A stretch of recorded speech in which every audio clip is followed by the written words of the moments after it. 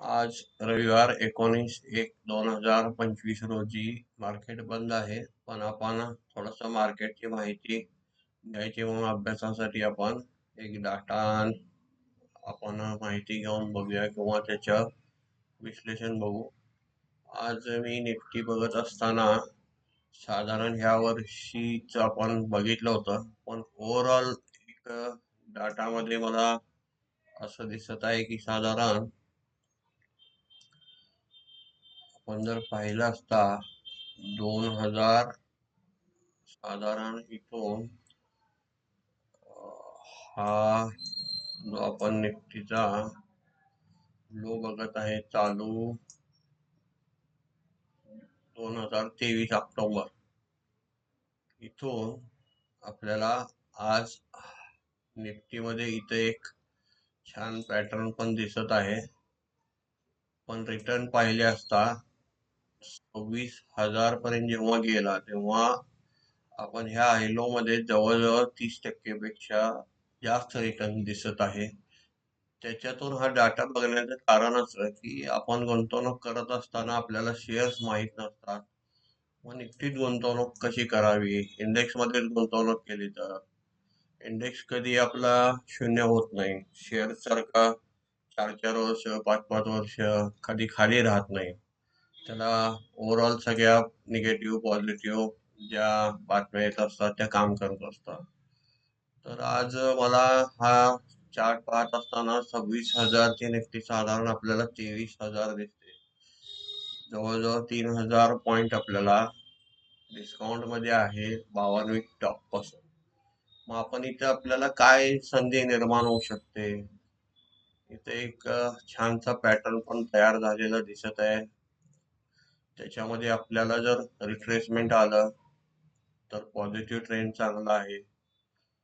दुसरी गोष्ट आपण आता निफ्टीमध्ये इंडेक्समध्ये गुंतवणूक करायची झाली तर मागील व्हिडिओमध्ये बघितल्याप्रमाणे आपण एखाद्या कंपनीचा निफ्टी बीज वगैरे घेऊ शकतो.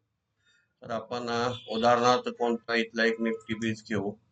कुठलाही आपण रिकमेंडेशन देत नाही, त्यामुळं ETF भरपूर कंपन्यांचे असतात. ETFचा अर्थ एक्सचेंज ट्रेडेड फंड आपण बघितलेला आहे. तर आपल्याला साधारण इथं आता मला असं वाटतंय की साधारण इथं 26,000च्या वेळेला इथं ₹293 या ETF ची किंमत दिसत आहे. तर आज घडीला तो 259-60 ला आपल्याला मिळत आहे. साधारण तिथून नेक्स्ट सपोर्ट आपल्याला 242 चा दिसत आहे आणि तिथून आपल्याला 230च्या आसपास दिसत आहे.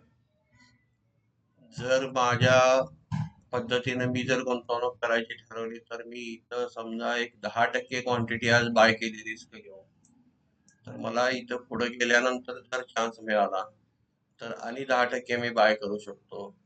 परत इथं गेल्यानंतर मी क्वांटिटी वाढवत जाऊ शकतो. म्हणजे त्याच्यानंतर मला माझं ऍव्हरेज हे लोएस्ट मिळू शकतं. आणि आजपर्यंत जर आपण साधारण रेकॉर्ड बघत राहिलो तर याच्यात मागं जितकं जाईल की साधारण आज 2025 ला जे दिसतंय किंवा 2024 ला दिसतंय परत 2023 ला जे दिसतंय इथं आपण 5 इयर करून पाहू तर ह्या वर्षीचा रेट सहसा परत येत नाही.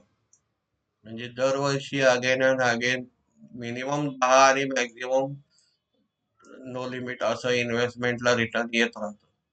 आपण इथं पाहिलं असता साधारण किती मागं गेलो तर निफ्टी ही गेलेल्या रेटमध्ये किंवा मागील वर्षीच्या रेटला कधी यायचं थोडंसं अवघड असते किंवा आलेली आतापर्यंत दिसत नाही. एखाद्या शेअर्स मध्ये गुंतवणूक करून रिस्क घेण्यापेक्षा आपल्याला एक निफ्टी बीज बद्दल आपण थोडीशी माहिती घेतली होती. ह्याच्यात होतंय असं की आपल्याला जी पण निफ्टी बीज असते त्याच्यात जे निफ्टीतले 50 शेअर जे असतात त्याचं आपल्याला होल्डिंग बघता येतं. दुसरी गोष्ट कायम जे परफॉर्मन्स चांगले असतात ते निफ्टीतले शेअर बाहेर जात नाहीत आणि खराब परफॉर्मन्स जाऊन त्याच्या जागी नवीन येत असतात. त्यामुळं निफ्टीला समतोल हे शेअर राहत असतात. त्याच्यात आपण अनेक पाहिलं असता त्याचे आपल्याला स्टॉक पाहता येतात. प्रत्येक ETF मध्ये कुठले स्टॉक आहेत, काय त्यांनी गुंतवणूक केली, किती पर्सेंटेज आहे ते आपण पाहू शकतो. म्हणजे आपल्याला एखादा स्टॉक वाढेल नाही वाढेल न्यूज कंपन्यांचं परत फंडामेंटल टेक्निकल नॉलेज इतकं सगळं झंझट न करता आपल्याला इझी एक फिल्टर इन्व्हेस्टमेंटला टूल मिळते. टूल म्हणण्यापेक्षा काय आपण त्याला म्हणू एक पर्याय गुंतवणुकीला. दुसरी गोष्ट आता हे सिझनॅलिटी अनालिसिस म्हणून एक नवीन आता दिसत आहे. तयार आपल्याला एक डाटा मिळत आहे की ऍव्हरेज जानेवारीला सगळ्या आपल्याला 2025 पासून बघितलं 2025 आत्ताच फक्त एकच आहे या महिन्यात. पण 24, 23, 22, 21, 20 असं बघत गेलं असतं आपल्याला ह्या महिन्यात साधारण हे सगळ्यात स्वस्त दिसत आहे. इथून आपल्याला पुढं रिटर्न वाढत जात आहे. दर महिन्याला जरी आपण SIP केली आपल्या स्वतःच्या जरी घेतली कुठल्याही फंड मध्ये न जाता आपण निफ्टी 20 दर महिन्याला थोडे थोडे घेत राहिलो ते तुम्ही कोणत्याही कंपनीचे घ्या त्याच्यात आपल्याला भरपूर कंपन्याचे अवेलेबल असतात. इथं आहे दिसत आहेत आपल्याला. असं नाही की एकाच कंपनीचं हेच घेतलं पाहिजे हे उदाहरणार्थ आपण सांगत आहे.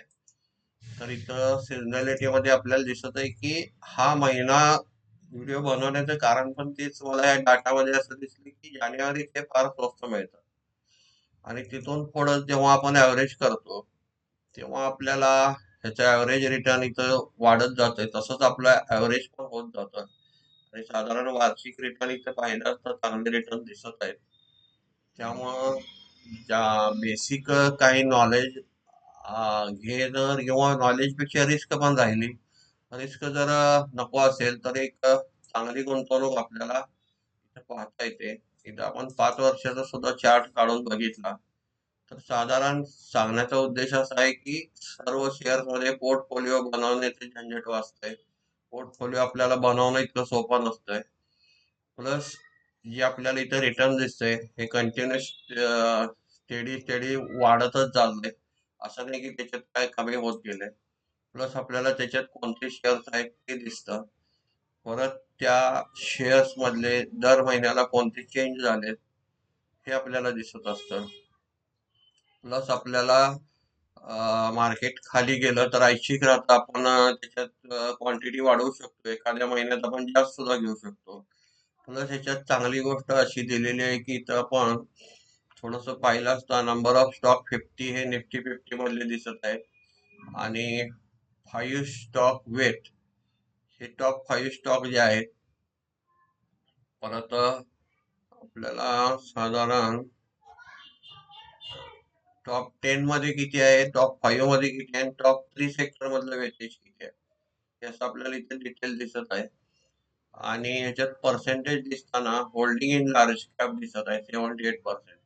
लार्ज कॅप आपण शेअर शक्यतो का घेतो की हे मॅनिपुलेट होत नाही. ते अचानक 2,000 ते 1,000 होत नाही कारण फार सेलिंग करावं लागतं त्याला. प्लस होल्डिंग आता इथं मिड कॅप स्टॉक पाहिलं तर फक्त 5% आहे आणि स्मॉल कॅप मध्ये 0 दाखवत आहे. साधारण आपल्याला ह्याच्यात सेफ्टी पोर्टफोलिओ तयार करायची जी अवघड प्रक्रिया असते ती करावी लागत नाही. म्हणून थोडस एक आज ह्या आता व्हिडिओ बनवण्याचं कारण असं की हे भरपूर कंपन्यांचे मिळत असतात. असं बँक बी सुद्धा असते. आपल्याला जर बँक सेक्टर मध्ये करायचं असेल तिथे जाऊ शकतो आपण किंवा वेगवेगळ्या म्युच्युअल फंड जे असतात त्यांचे वेगवेगळे ETF असतात निफ्टीचे. पण याच्यात फायदा एक होतो की त्याच्यातले जे काही त्यांनी चेंज केलेले आहेत रिसंट चेंजेस सगळं डिटेल आपल्याला इथे बघता येते. नेहमी चांगला परफॉर्मन्स असणारे शेअर्स यात वाढ होत राहतात आणि कम्प्लीट होल्डिंग कोणता आहे किती पर्सेंट आहे कोणत्या सेक्टर मध्ये पाहिलं सेक्टर मधलं दिसत असतं. मार्केट कॅप वाईज केलं तर मार्केट कॅप वाईज दिसतं आपल्याला. महत्वाचं काय असते की ह्याच्यात सडनली मोठा लॉस येणं हा प्रकार होत नाही आणि आपण चार्ट मध्ये पाहिलं असता तर साधारण एक इथं रिस्क रिवॉर्ड रेशो पाहिला असता आपल्याला तर इथं एक छानसा हेड अँड शोल्डर दिसतोय. अजून अजून याच्यात रिट्रेसमेंट जेव्हा येईल तेव्हा आपल्याला चांगले रिटर्न मिळतील. तेव्हा आता आपण थोडं थोडं म्हणजे कसं आहे ऍव्हरेज करण्यासाठी किंवा एक ज्याच्याकडे सुरुवातच आहे तर त्यांना ह्या टाइमला ह्या वेळेला आपण सिझनॅलिटी बघितलं असता जानेवारी इतके फार स्वस्त मिळत आहे आणि थोडस रिस्क घ्यायला इथं हरकत नाही पण आपापल्या तज्ञांचा सल्ला घेऊन घेऊ शकता. फक्त एक आज हे जानेवारी स्वस्त असं डाटामध्ये पण दिसत आहे आणि प्लस आपण NSE वेबसाईटवर जाऊन त्याची डिटेल माहिती घेऊ शकता. साधारण आपल्याला डायरेक्ट इंडेक्समध्ये गुंतवणूक करणं कधी पण रिस्की नसते. इंडेक्स कधी शून्य होत नसतो. त्यामुळं आपली गुंतवणूक चांगल्या शेअर्समध्ये आपोआप होत राहते. धन्यवाद.